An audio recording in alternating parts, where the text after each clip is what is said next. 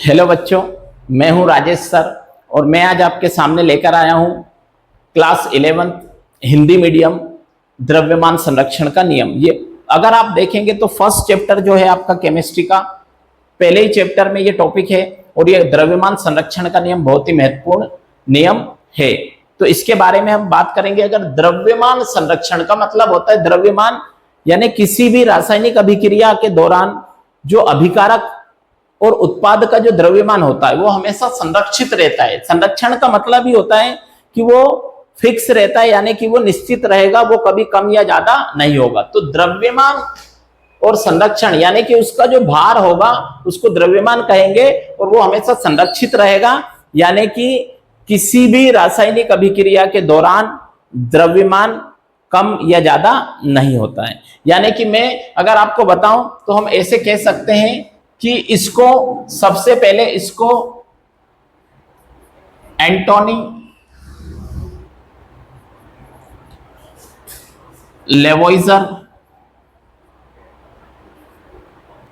लेवोइजर ने इसको सबसे पहले दिया था।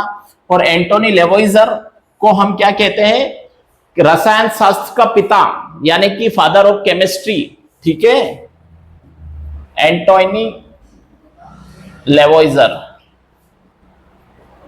ये इनके रसायन शास्त्र के पिता हैं, यानी कि फादर ऑफ केमिस्ट्री इनको कहा जाता है। इन्होंने इस नियम को दिया था और इन्होंने कहा था कि किसी भी रासायनिक अभिक्रिया के दौरान किसी भी, या आप ये कहो कि किसी भी भौतिक या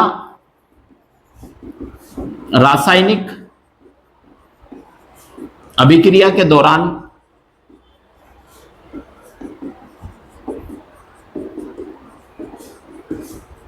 पदार्थ का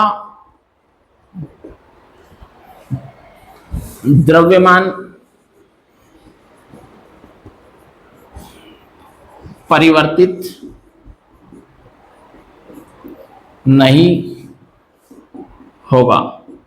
मतलब कि किसी भी भौतिक और रासायनिक परिवर्तन के दौरान पदार्थ का द्रव्यमान परिवर्तित नहीं होगा, अर्थात द्रव्यमान संरक्षित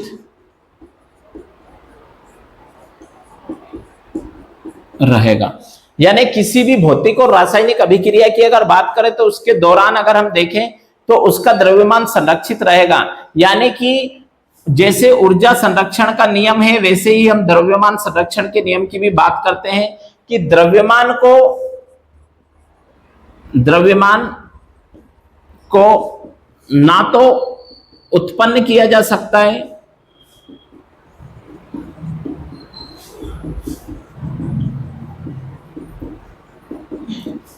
ना ही नष्ट किया जा सकता है।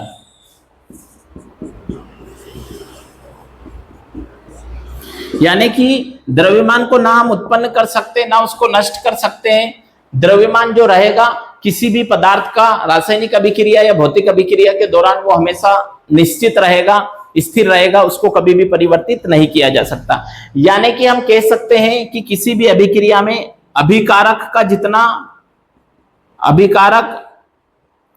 का द्रव्यमान जितना रहेगा उतना ही हमेशा उत्पाद का द्रव्यमान रहेगा, उत्पाद का द्रव्यमान। यानी कि बेटा हम क्या कह सकते हैं कि अभिक्रिया के पहले यानी अभिकारक का जितना द्रव्यमान था अभिक्रिया के बाद भी उत्पाद का भी उतना ही द्रव्यमान रहेगा। तो हमेशा द्रव्यमान कैसा रहेगा? अभिक्रिया के दौरान संरक्षित रहेगा, वो कम ज्यादा नहीं होगा। जैसे हम अगर एक एग्जांपल ले लें कि मान लीजिए अपन ले लेते हैं C+O2 और ये बन रहा है अपना CO2, ये गैस बन रही है। तो आप अगर देखोगे कार्बन का द्रव्यमान यहाँ पर 12 है और ऑक्सीजन का कितना है? 16 × 2 करेंगे हम तो इसका 32 ग्राम हो जाता है और इसका 12 ग्राम हो जाता है। यहां पर अब देखेंगे आप 32 + 12 तो आप देखेंगे तो क्या हो गया? 2 2 4 और 3 और 1 4, तो 44 ग्राम आपका द्रव्यमान हो गया। यहां पर आप देखेंगे CO2 का, तो यहां इसका 12 प्लस 16 × 2 32 ग्राम, तो 32 + 12 कितना हो गया? 44 ग्राम।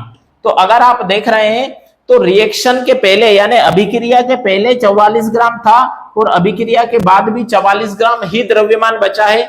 आप अगर एक और एग्जांपल ले लें, आप H2 प्लस O2, तो क्या हो गया, मैं अगर यहाँ H2O बनाता हूं बेटा, तो आप यहां पर क्या लेंगे, H2 प्लस 2O2 लेंगे तो 2H2O बन जाएगा। यहां पर क्या बन जाएगा आपका, H2 प्लस O2 अगर आप लेंगे तो यहाँ 2H2 और प्लस 2H2O आपको मिल जाएगा आसानी से। तो आप देखेंगे ये अभिक्रिया बैलेंस है, हाइड्रोजन 4 है, ऑक्सीजन 2 है, यहां पर भी हाइड्रोजन 4 है, ऑक्सीजन 2 है। अगर इसमें भी मैं द्रव्यमान की बात करूं तो उतना ही देखेंगे आप, यहाँ हाइड्रोजन कितने 4, तो यानी हाइड्रोजन का 4 ग्राम और ऑक्सीजन का कितना है 16 इंटू 2, 16 इंटू 2 कितना हो गया आपका 32 ग्राम। और यहां देखोगे तो 4 ग्राम हाइड्रोजन और प्लस 2 हाइड्रोजन है तो 16 दूने 32 ग्राम। तो यहां आप देखेंगे तो 32 ग्राम तो किसका, ऑक्सीजन का हुआ, प्लस 4, 32 और 4 कितना हो गया 36 ग्राम आपके पास किसका है, कुल द्रव्यमान अभिकारक का है। और यहां पर भी आप देखेंगे तो आपके पास 36 ग्राम ही द्रव्यमान किसका है, उत्पाद का है। तो मतलब कहने का तात्पर्य यह है कि किसी भी रासायनिक अभिक्रिया के दौरान हम चाहे अभिकारक को कितना भी परिवर्तित करें, उसमें कितने भी परिवर्तन कर लें भौतिक रूप से, रासायनिक रूप से, फिजिकली या केमिकली, परंतु हम उसके द्रव्यमान को चेंज नहीं कर सकते, द्रव्यमान को परिवर्तित नहीं कर सकते। अभिक्रिया के पहले जितना द्रव्यमान था अभिक्रिया के बाद भी उतना ही रहेगा। मतलब कि द्रव्यमान हमेशा संरक्षित रहेगा, किसी भी रासायनिक अभिक्रिया में द्रव्यमान में कोई परिवर्तन नहीं होगा।